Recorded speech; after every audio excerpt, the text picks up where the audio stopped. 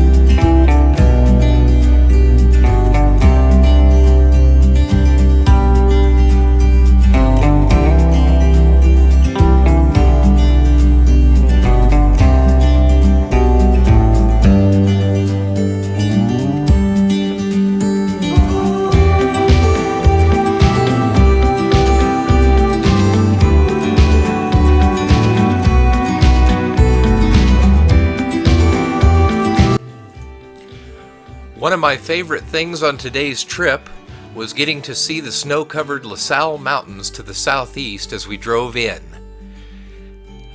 Throughout this video, you're going to be able to see even more snow being deposited on these mountains as the weather changes throughout the day.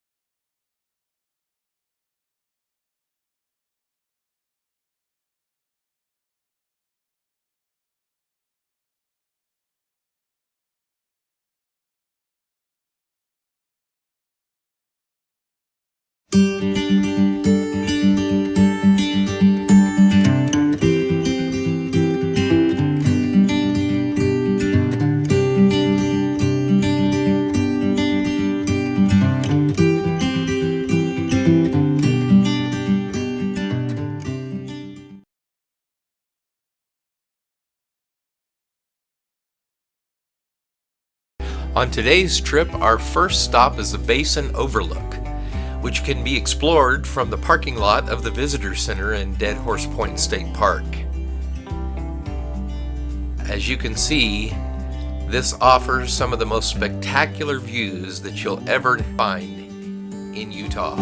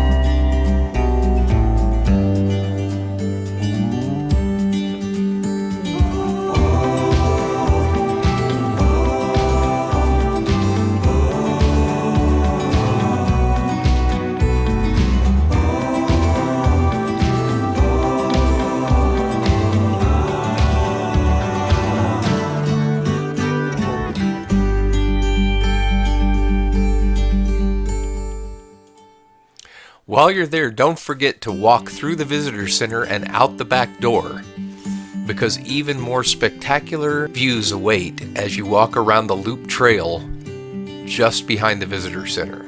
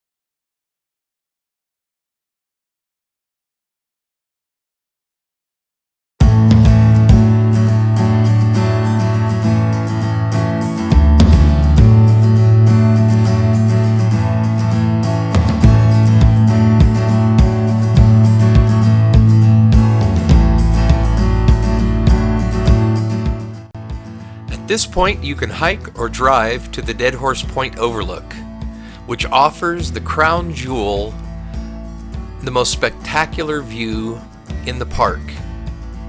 This gooseneck bend in the Colorado River is featured on countless postcard and Utah travel brochures.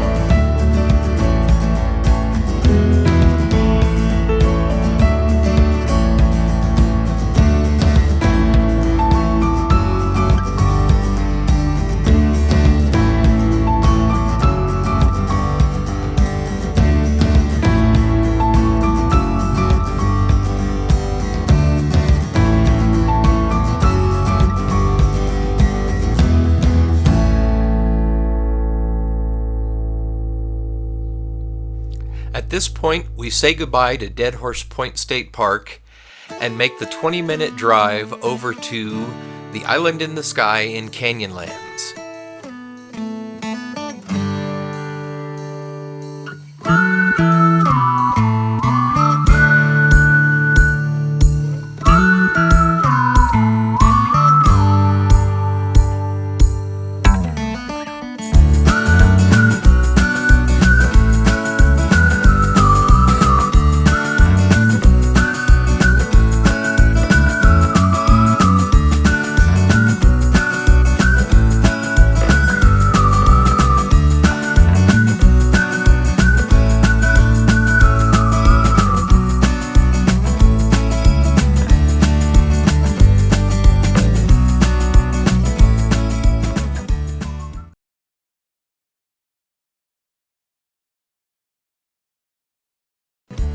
The first don't miss viewpoint is located right across from the visitor center, the Schaefer Canyon Overlook, and it is amazing.